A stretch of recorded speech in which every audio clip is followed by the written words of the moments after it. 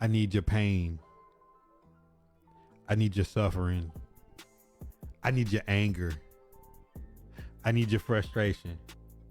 But most importantly, I need all y'all that was in the shop arguing with me preseason when I said this was going to happen with the Pittsburgh Steelers. I need you to humbly come to the table. I have it rare, medium, well done. We got every type of sauce that you want. We got cutlery. We got chopsticks you can eat with your hands. But I need you to have a seat and come eat this crow because I'm undefeated. I mean, I literally posted the YouTube video last week after the Ravens game and said if the field goal would have went in, would Mike Tomlin be out? And so many people cussed me out, told me I was dumb and stupid, and he's gonna be asked to step down, not get fired. I don't know what world y'all live in, but if you step down or you're asked to resign, you know, that's like when the colonel on the movie, he leaves that revolver in the desk, or in the Japanese movies when they have their little half sword and they rip their jacket off and then they go across and then the samurai chop off. I don't know the technical name for it. You know, some of y'all can help me out with that. You know, the Captain Know-It-Alls in the chat. Yeah, y'all good for that. But what I need y'all to do is remember, every person that sat in here and told me, teach you how to vibe. Pittsburgh Steelers could be setting themselves up for failure because if Aaron Rodgers don't get no farther than Russell Wilson, don't get no farther than Justin Fields, when are the Pittsburgh Steelers going to draft a QB and develop him? Is going to always rear its ugly head. Even if Aaron Rodgers didn't lose last night, if he lost next week, if he didn't win the Super Bowl and have a real long run to the conference championship, we're going to have this conversation that his playing days are behind him and he's more than likely going to be done. And with Mike Tomlin stepping down, Aaron Rodgers may ride off into the sunset. And lo and behold, Mason Rudolph, Will Howard, who didn't get hardly any reps this season at QB, and you're right back at the drawing board and don't have a pick good enough to draft a QB at the top of the draft. Maybe you shoot for Trinidad Chambliss. You try to do what the Saints did and get a QB with some experience in the second round. I don't know, but whoever they bring in is going to have to develop. And I'm gonna be honest, the Baltimore Ravens job, if I wanted to pick up and drop a team, would be much more appealing than the Pittsburgh Steelers, considering where they're at roster wise if Aaron Rodgers is done. So I'm here for it, man. I'm here for the Steeler fans to come eat this crow. Steelers, you here for that good barbershop talk? Aaron C. Like, here's this thing. Have you ever had something happen where you had to resign from something or you had to step down? You know, when you stepping down, is somebody with a stick like on Showtime at the Apollo, putting the stick around your neck, pulling you off. Mike Tomlin had a legendary run with the Steelers, never having a losing season and having a Super Bowl. Not many people in the history of football at any level could say that. But at the end of the day, the Steelers haven't won a playoff game in a decade, and they haven't done a good job in the last however many years that Ben Roethlisberger, because towards the end of his career, Ben Roethlisberger kind of set them up for failure where I'm going to play, nah, I ain't going to play, I'm going to play, nah, I ain't going to play, and they never just wholeheartedly moved into a true development with a QB. They took Kenny Pickett, and then as soon as they got Kenny Pickett, you got Mason Rudolph and Mitch Trubisky, and you got three quarterbacks in there, and they're jockeying. Not a situation where they were like truly. Canada, I don't think was the right OC to develop Kenny Pickett anyways. I just thought I didn't think he was a very good OC. Now, if Arthur Smith would have been with Kenny Pickett from day one, Kenny Pickett may have been a different quarterback, but who knows? Giants fans say what I want to see the Titans do. Check out all my YouTube videos. I literally have my last video was a free agent and draft breakdown of what the Tennessee Titans could do, and then probably within the last 5 videos is my coaching carousel. But today we're not here about to talk about the Tennessee Titans. We're talking about Mike Tomlin and John Harbaugh, the 2 longest tenured coaches in the NFL, getting let go a year after Pete Carroll moves on from Seattle and goes to the Raiders. Now, if you are the Ravens and you are the Steelers, you could be thinking Pete Carroll moved on, Russell Wilson moved on, Geno Smith moved on, DK Metcalf moved on, Tyler Lockett moved on. They got new players. Sam Darnold comes in, number 1 seed in the NFC, with JSN leading the league as a receiver, being the number 1 receiver in the league statistically this year. You could have that. You could move on and have instant success. It could be the Tony Dungy, John Gruden effect in Tampa Bay when Dungy stepped out. Gruden came in, won a Super Bowl right after with that team. The difference is, I just don't. They just haven't been able to develop a QB in Pittsburgh in the last however many years, and I think it finally came back to bite them because it's not Aaron Rodgers' play. It's just when you look at it, like, this is the pinnacle of where they're gonna get. With you brought in Justin Fields, you brought in Russell Wilson, you brought back Mason Rudolph, and you brought in Aaron Rodgers, and you still no closer to developing a franchise QB. In a team like Pittsburgh should not have a problem having a franchise quarterback.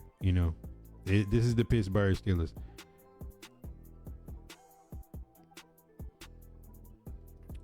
TJ was popping. Cam was always first. Big Jeff, Dub, Corey, Tim, KT2 the GOAT. Got all the OGs in here. Q, Tyler Sage, now certified Zay, Jamar, Aaron C. Man, Impulse, he said finally can catch the stream. Love and light. What's good, my boy?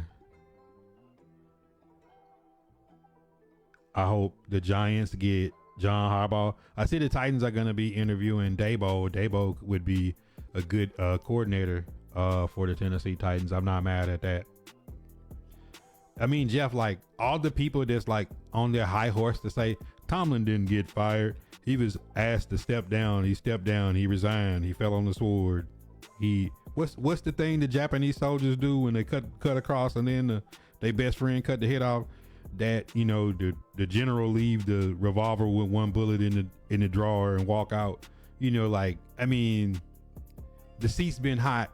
The question's been had. I got so much flack on my last YouTube video last week after the Ravens Steelers game to say the 2 longest tenured coaches in the NFL were in a play-in playoff game. An extra point would have got Tomlin out last week, and people told me I was crazy because I said that.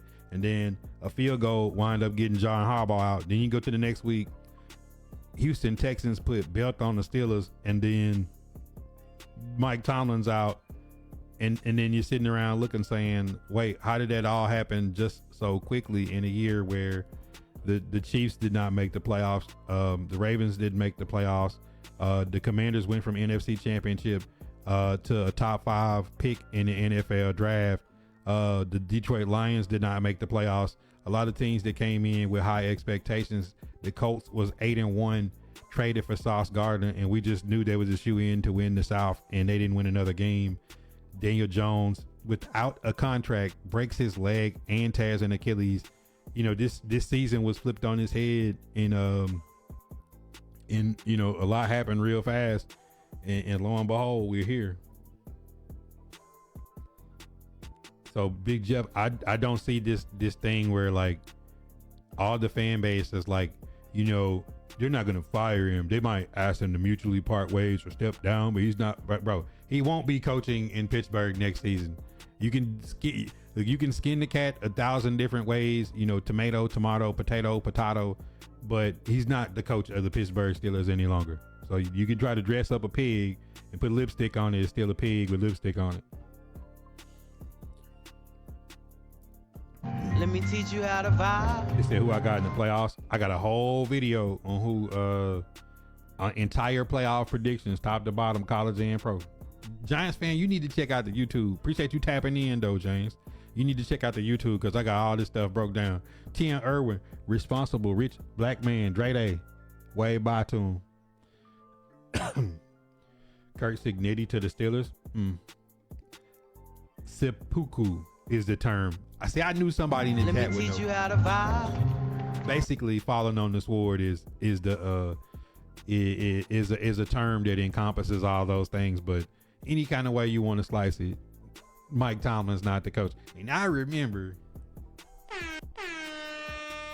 Shot Babu, the Facebook gaming in the building. And I remember preseason people at my neck, and I was saying the same exact thing, that you're getting Aaron Rodgers is short-sighted. Let me teach you how to vibe. Would this have looked completely different if the Steelers had drafted a quarterback early and been developing them this year and got beat in the first round of the playoffs? It would have a completely different feel.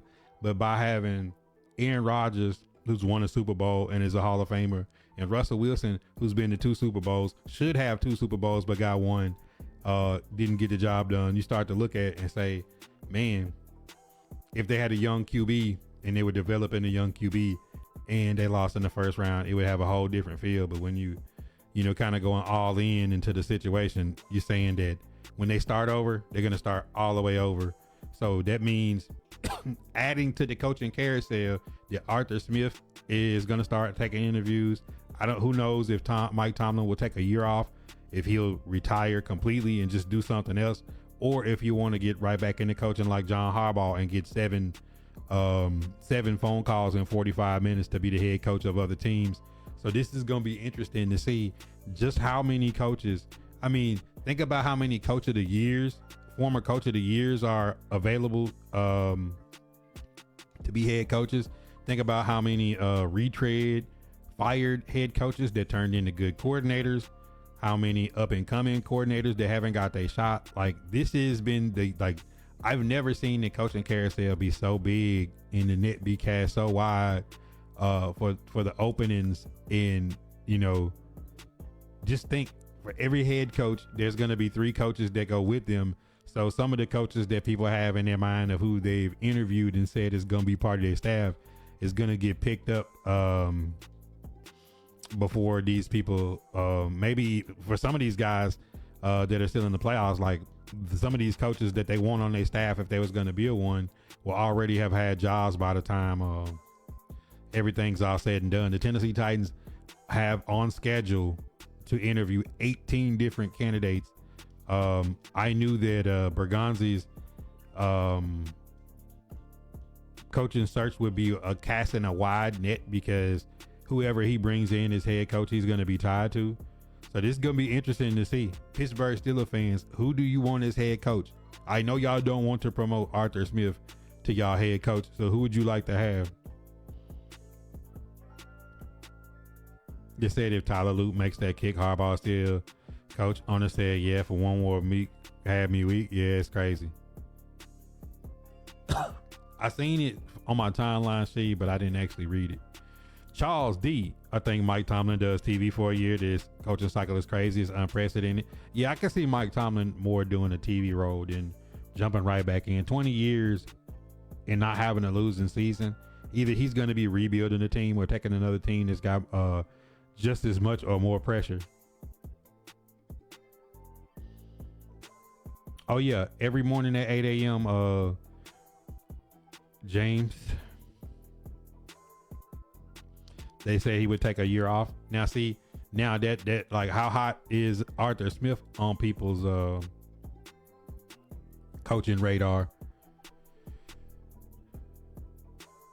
It's just like, that's how fickle the NFL is. One game, one play, one kick, one extra point, one drop pass, like one penalty can go from a team being elated to deflated, a bunch of people getting fired, a bunch of people, because like the Steelers have an older team, Jalen Ramsey,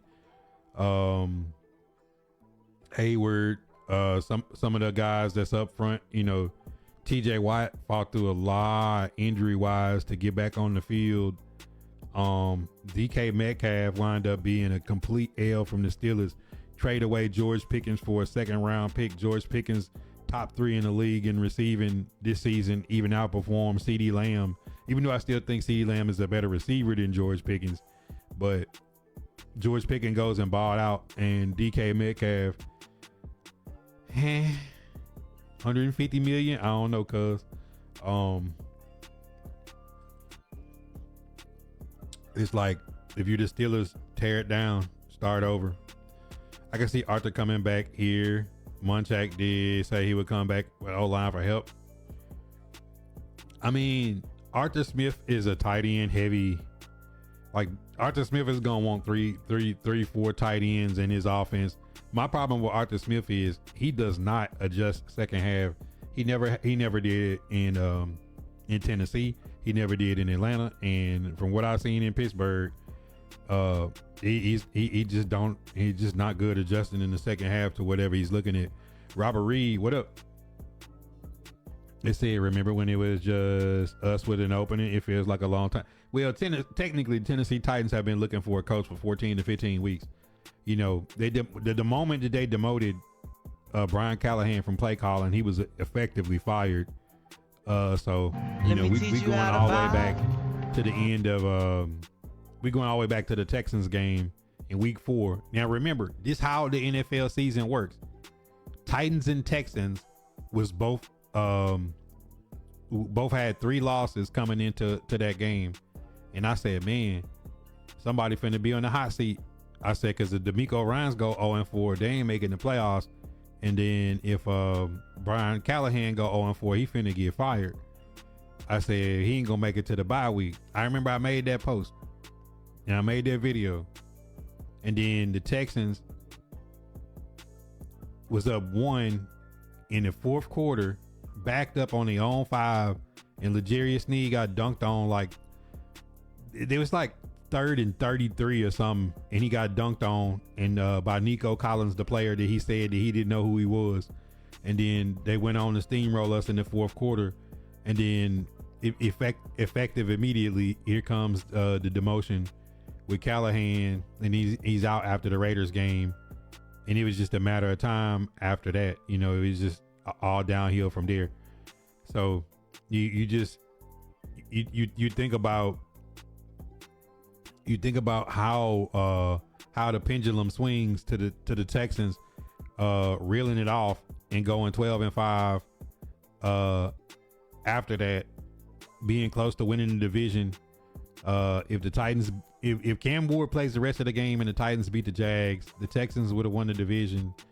You know, it's just kind of crazy to see how it swings back and forth. And then at the time, the Colts was running away with the division, and then the Colts were 8-1 and lose every game down the stretch, and Daniel Jones get hurt. So it's like teams that were like up here, now the Colts have to figure out who's going to be their quarterback next year, because Daniel Jones was not under contract. It's Anthony Richardson's last year, and I don't know if they like what they seen from Riley Leonard, so much so that Phillip Rivers got called off the bench off of high school football coaching to come back and play and finish the season out. You know, the Pittsburgh Steelers lose and Tomlin's out. The Ravens lose and Harbaugh's out. I mean, just look across the league. You're just seeing mass exodus. The Commanders was in the NFC Championship. They trade Brian Robinson. Austin Eckler blows out his leg. They was disputing with Scary Terry preseason. Now Dan Quinn and Cliff Kingsbury have parted ways. DC has parted ways. Now, what do the Commanders do? Picking top 5 from being in the NFC Championship last year. What do the Lions do? They don't look like the same Lions without Ben Johnson and Aaron Glenn coaching. The Bears make the flip. The Patriots make the flip. The Jaguars make the flip. All these teams picked in the top 5 last year and now are winning their divisions. Bears was picking at the top, like around the top 10 last year. It's just interesting to see, like, who could have guessed the Kansas City Chiefs being the top 10 pick coming into the next season. This year has just been crazy. Atlanta, Raheem Morris, 4 wins in a row, lose, but win in the end and knock the Buccaneers out. Panthers win the division. It's just been the craziest of years. Green Bay trades for Micah Parsons. Micah Parsons gets hurt. Green Bay is blowing out the Bears, and the Bears come back and win. Eagles struggled on offense all year since Kellen Moore left. And then, A.J. Brown and Nick Sirianni arguing on the sideline. Does A.J. Brown get moved? Is the Eagles window closing? It's just so much going on in the NFL. You just don't know. Gannon is out in Arizona. Going all the way back, the Cardinals in the first 5 games had the lead on the last possession in the first 5 games and lost all them games. Amari DeMarcado, 80-yard run, drops the ball before he crosses the goal line, lose to the Titans. Gannon beats him up on the sideline, gets fined. The Cardinals have a nightmare season. Kyler Murray doesn't come back. Do they move Kyler Murray? They save money if they get rid of him before the mid-March. I mean, this year has just been the year of the roller coaster. The Seahawks, Pete Carroll out, Russell Wilson out, Geno Smith out, Tyler Lockett out, DK Metcalf out. In comes McDonald, Kubiak, Sam Darnold.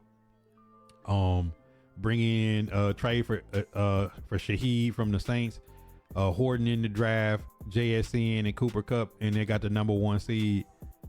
The 49ers playing 10 from Purdy to Mac Jones, from Mac Jones back to Purdy, to George Kittle being out, Talanoa Hufanga, Greenlaw, Fred Warner, Nick Bosa, Brandon Ayuk crashes out and just goes MIA. He go AFK on them. Debo Samuel leaves. Like, Jordan Mason out, Brian Robinson in. Like, it's some kind of way the 49ers with Robert Saleh coaching the defense. Charvarius Ward gone. All these players gone, swapping people in, swapping people out. In some kind of way, the Niners beat the Eagles on the road. Like, this just been a crazy year, man. Like, I don't know what to say about this year in the NFL other than just parody. Dabo out, kept Jackson Dart in the blue tent.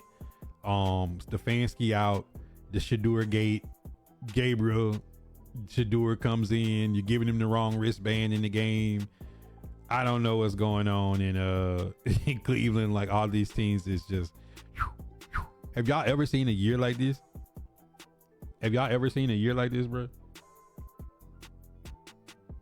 Have y'all ever seen? Yeah, he definitely don't make no adjustments. Robert Reed was good. TJ said big facts.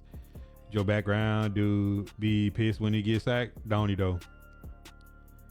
Foot in the mouth. I'm never letting Snead live that down. Man, what? Talking all that cash money and can't live on a 3rd and 33.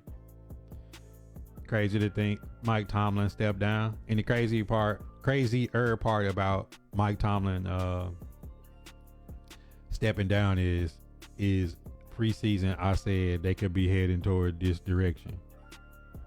Charles D. Hellis, these are the days of our lives.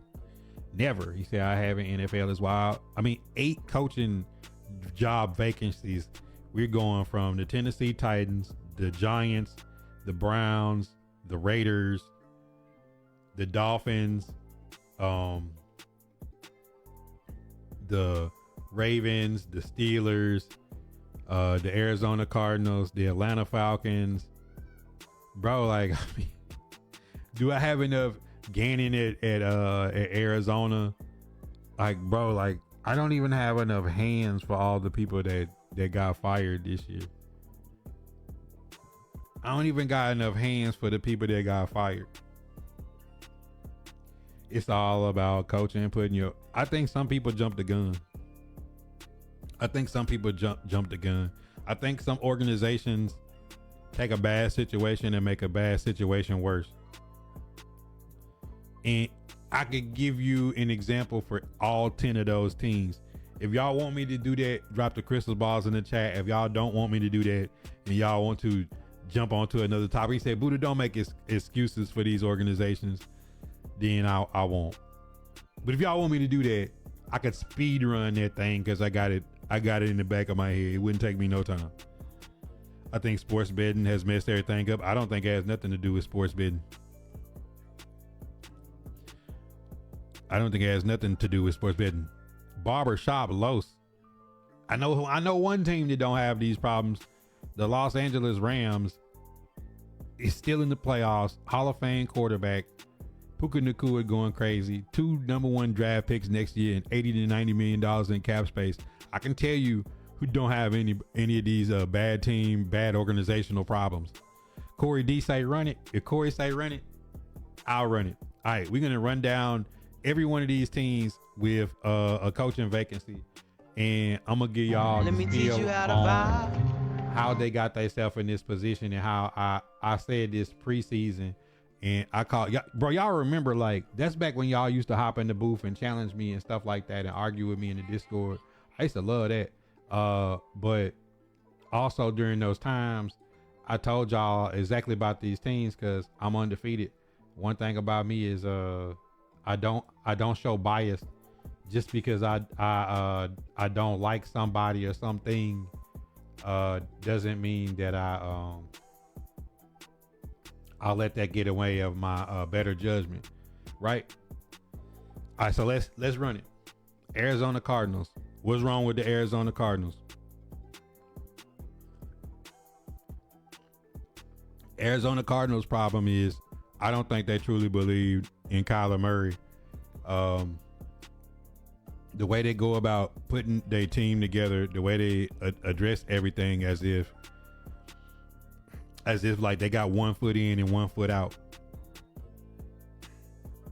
I think that Gannon might be a good coordinator, but not a good head coach. And I think they understand that. They know that they want to burn it down, but they just didn't want to say it.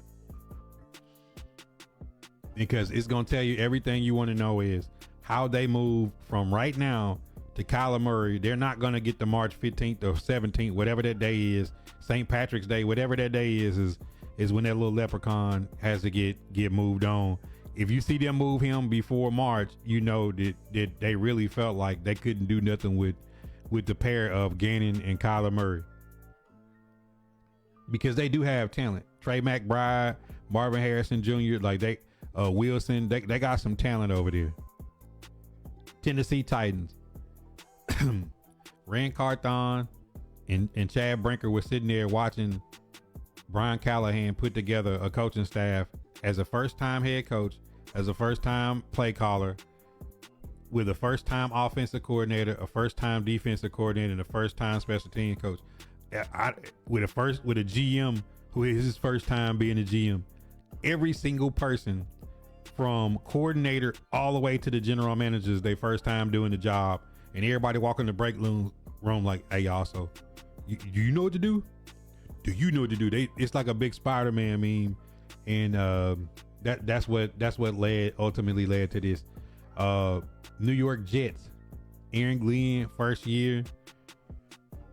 The problem with the New York Jets is, and I told y'all preseason, you can bring in Justin Fields because you got him cheap if you believe that you can do something with him that the Bears and Steelers couldn't.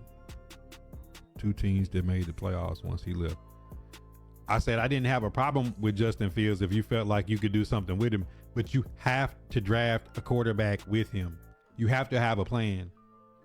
So the moment that you start flirting with the idea that you're going to take Justin Fields out and put Tyrod Taylor in, Tyrod Taylor is the quarterback killer. If you look on your roster and Tyrod Taylor is quarterback 2, at some point in that season, like the season is going to go south and Tyrod Taylor is going to get asked to be thrown into the fire for the 55th straight year behind a quarterback that they unsure about. Las Vegas Raiders. Pete Carroll got over there. He went the moment that they signed Geno Smith, that 2-year, $77 million contract, and brought Chip Kelly. I knew there was a recipe for disaster.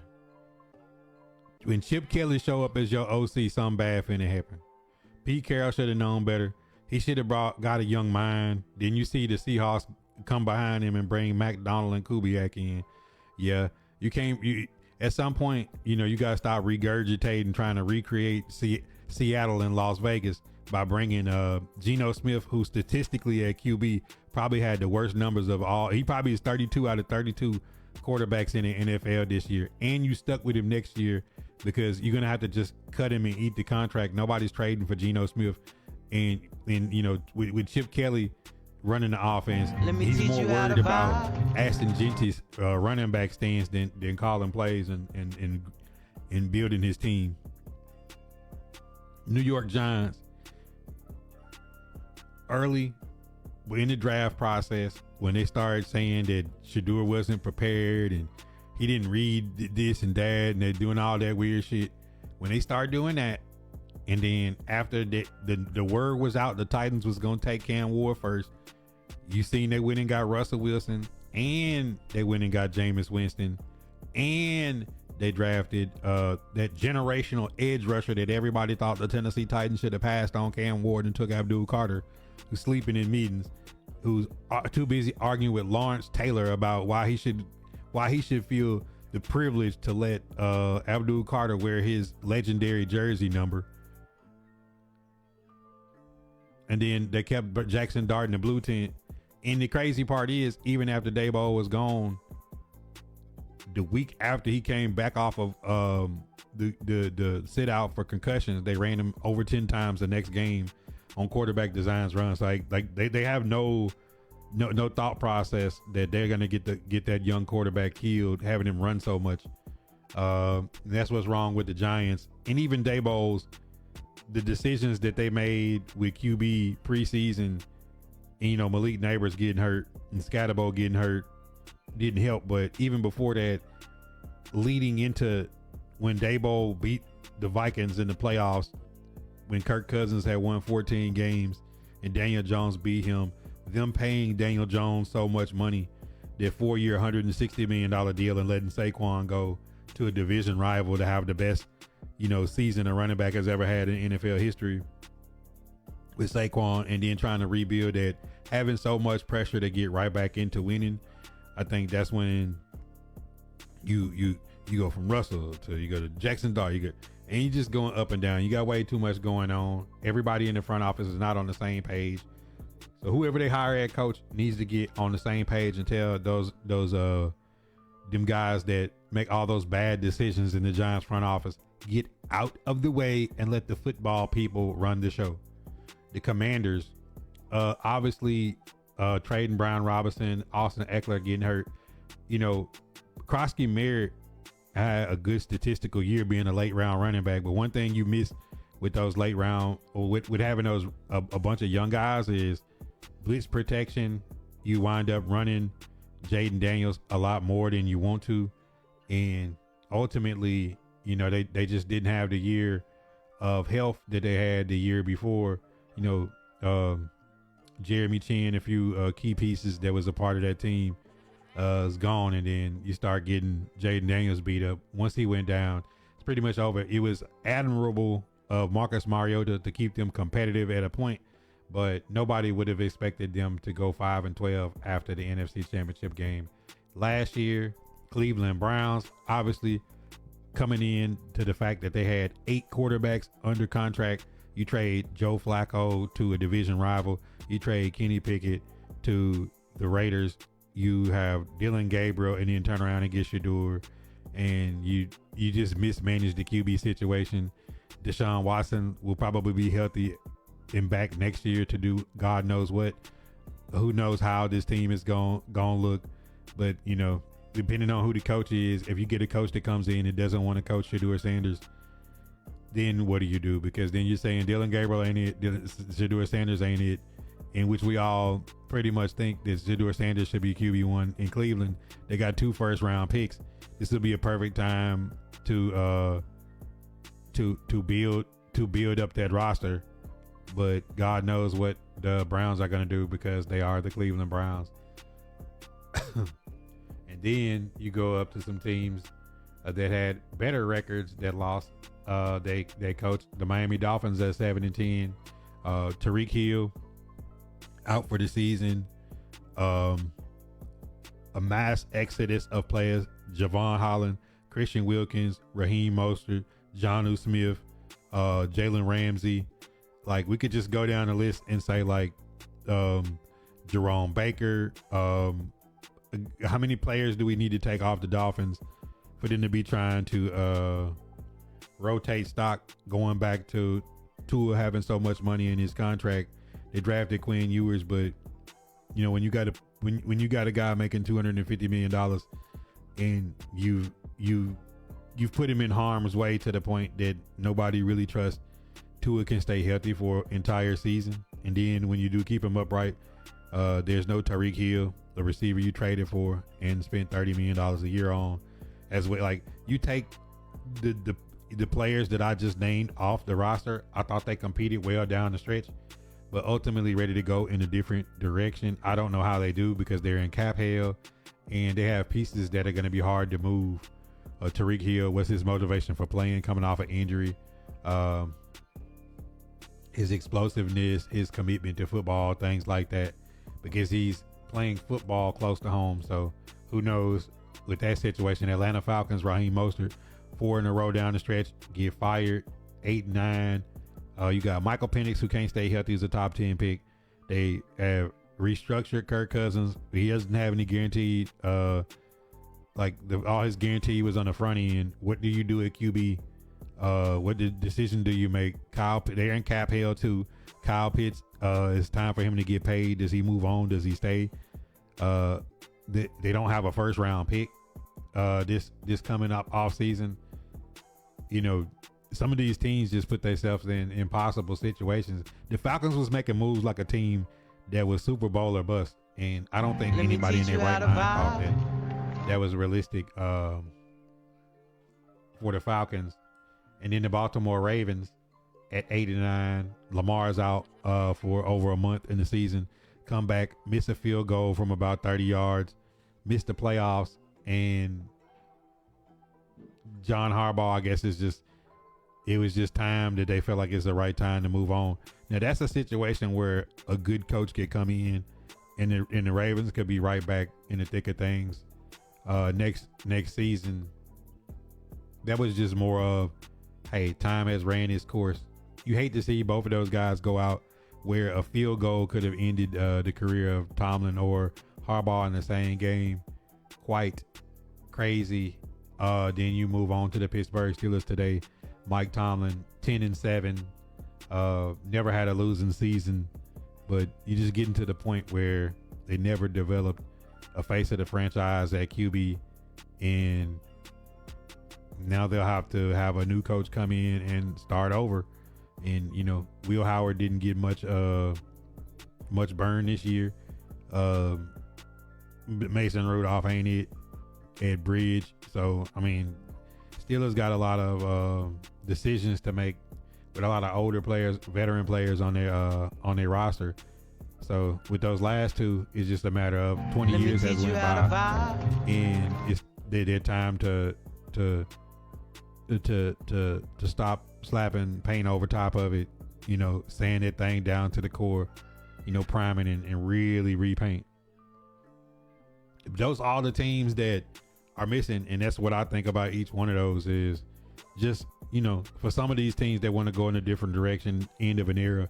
For some of these teams, they put themselves in a bad position, and you know, it's crazy that I know they say Mike Tomlin will step away, but you know, John Harbaugh is at the top of a lot of people's list for head coach. Raheem Morris is going to be a really good retread, kind of like Robert Saleh, who will be like, hey, I went out on a 4-game winning streak. Bring me in. I'll fix your defense, and then I'll get a head coaching job next year when somebody else gets fired. You know, you look at the Dolphins. Mike McDaniel is still highly regarded as an offensive mind. Either he's going to get a head coaching job, or he's going to be an OC for 1 or 2 years and right back into the limelight. You look at the Browns, Stefanski, same thing.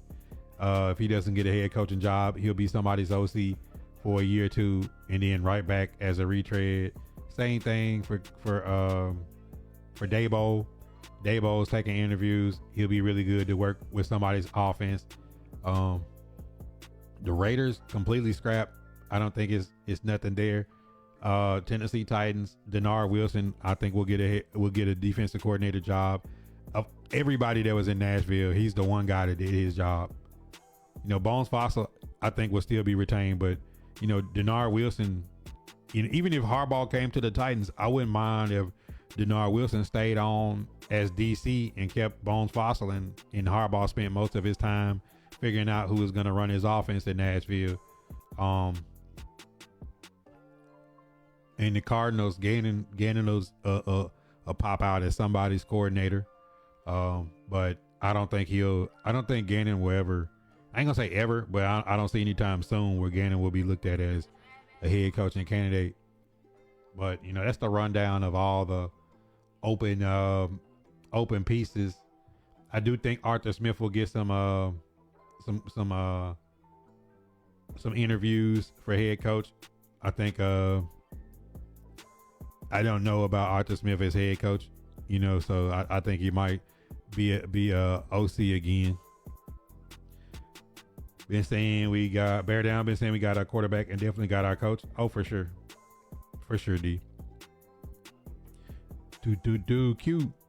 He said if it wasn't for sports betting, I feel then every team could let go and not have to hold back. It's obvious certain players, teams. Hey, Derek, just stop watching sports. Just stop on. It's all rigged. It's all rigged. They got sports betting. Vegas hit the Buffalo Wild Wing button at halftime of every game. Just don't even watch. Sports betting is not the end of sports. That's like saying the internet killed gaming. Microtransactions is killing gaming, not the internet.